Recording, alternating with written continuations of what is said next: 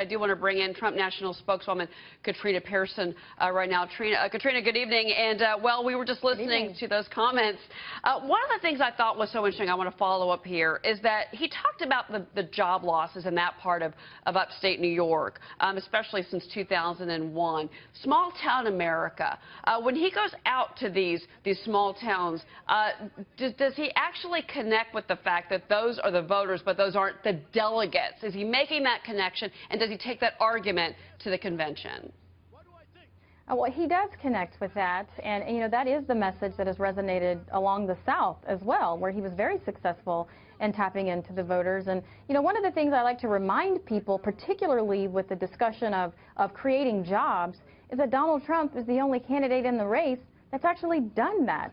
Tens of thousands to be exact. And so people know that Mr. Trump understands the importance of a person being able to feed their family at the end of the day. And like Governor Huckabee just said, the people are very much aware that the system is corrupt. And whether or not a person can pinpoint exactly where the corruption is, any American can tell you something is wrong in the political system in this country, something is wrong in the financial system in this country, and Donald Trump is speaking to those problems specifically, which hurts the working class. He talked about Colorado. Obviously, what happened with the delegates in Colorado, a big source of contention for him. You know, he's complained that system is rigged. That's really where he jumped onto that bandwagon tonight. Katrina, is your campaign investigating Colorado? Is there a potential there could be some type of lawsuit down the line with regards to what happened in Colorado?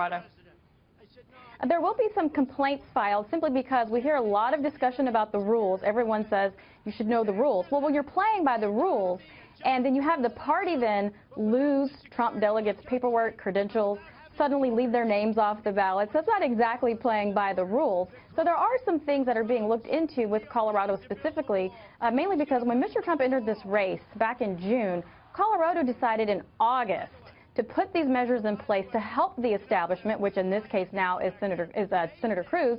But now we see how this is actually working, because these are pyramid systems, almost like pyramid schemes in corporations, where you have maybe 3,000 people show up to be delegates at the county level, and they do have these elections. And at the end of the day, when you get through this multi-level process at the top, you have party activists, party officials essentially making those decisions on who are going to be those final delegates. Okay. He also addressed, and I want you to listen to this if you're monitoring his comments, he also bashed Hillary Clinton over the email scandal, saying that she's, quote, being protected. Let's play that for our viewers. And now you look at this horrible scandal with emails where she's probably being protected, because people that did 5% of what she did have had their lives destroyed, and her life is just fine. Katrina, what did he mean by she's being protected? Who does he mean is protecting her? Well, the Democrat Party, he does talk about this every now and again at these rallies, that the Democrats are protecting her.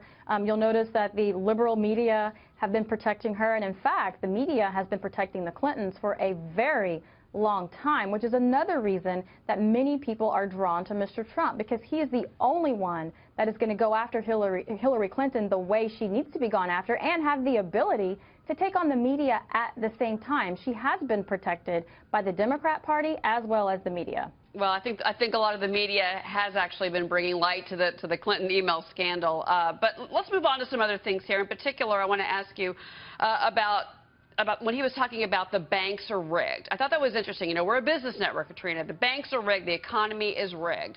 What does he propose to do to unrig the banking system or unrig the economy? Well, I think a lot of this also has to do with some of the regulations. We've seen a lot of smaller banks go out of business. We saw what happened with the bailouts, for example. That was not Bush's best moment, and a lot of Republicans remember that. There's no such thing as too big to fail if you're a capitalist. That's exactly the opposite of what we're supposed to be doing, particularly at the federal level. It's not the federal government's responsibility to bail out banks, and so that's what Mr. Trump is speaking about. And Katrina, real quick, he also said that he would repeal Obamacare. If he were to take office, is that the first thing that he would do as president? Absolutely. This is one of the things that he's discussed in the first 100 days, and bringing back a private healthcare system, block granting Medicaid, and doing things the way that it's supposed to be done in this country. Again, these things that are occurring at the federal level really have what's been driving the division among people. The states need to handle several of these issues. And so it's going to be up to someone, the next president, which will be Donald Trump, to really take that on a personal level and explain why these things need to be pushed back to the states like health care and education, because we can't do it at a federal level. There's no such thing as one size fits all, whether it's health care or education. Katrina Pierson, Trump National Spokeswoman. Katrina, it's always great to see you, and thank you for joining us tonight as Mr. Trump is speaking. Thank you.